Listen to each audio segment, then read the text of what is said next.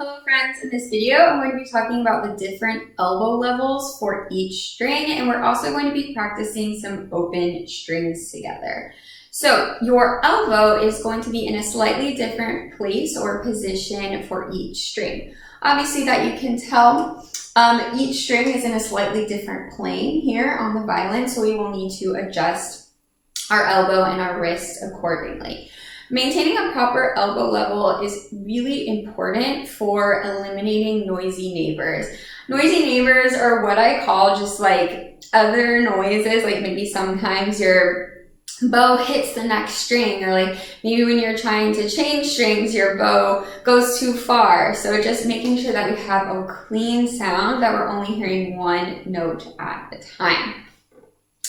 So for E string, our elbow is going to be relatively low. It's going to be almost touching our side, but not quite. There should be just a tiny bit of space right here, enough for basically my hand to fit.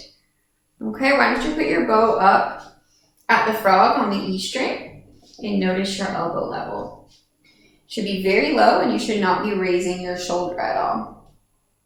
Let's move our bow, down, one down bow and one up bow, nice long bows. Make sure your bow stays straight and watch your bow. Ready, go.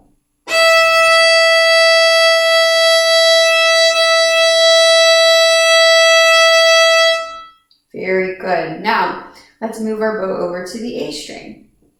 As you can see, my elbow raised up a little bit.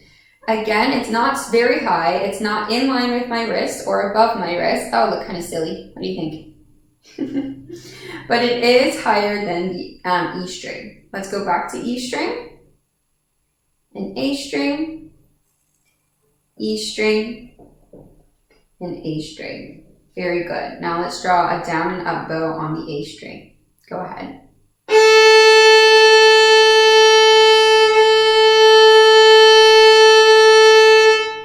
Great job. Now let's go over to D string. You can see my elbow raised up a bit. My elbow is about in line with my chest now.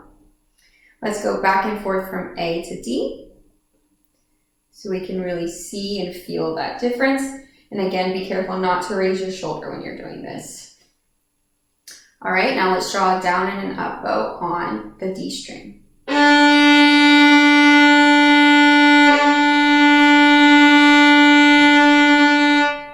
Very good. Now let's go over to G. So your elbow is going to be the highest on the G string. As you can tell, it's about shoulder height. Oh, I ran into the wall. A little lower than shoulder height, almost about shoulder height.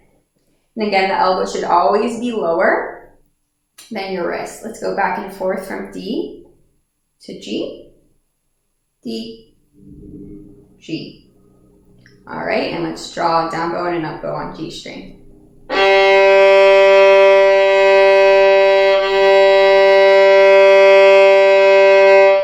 Very good. Let's go back to D, A, and E.